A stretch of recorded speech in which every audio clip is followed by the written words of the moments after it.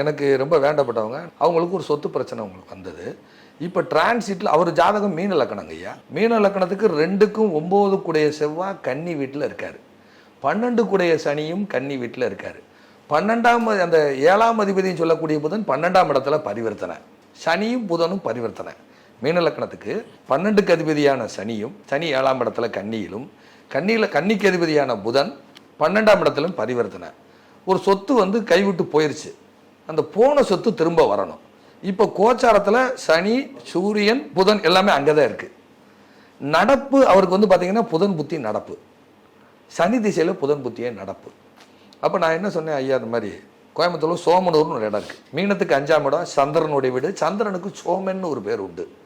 அப்போ அந்த சோமனூரில் அந்த சந்திரன் வீட்டுக்கு 8ஆம் இடம் கும்பம். அங்கே போய் சனி, சூரியன், புதன், பிறந்த கால புதனும் பரிவர்த்தனை புதனும் நிகழ்கால புதனும் அங்கே இருக்குது.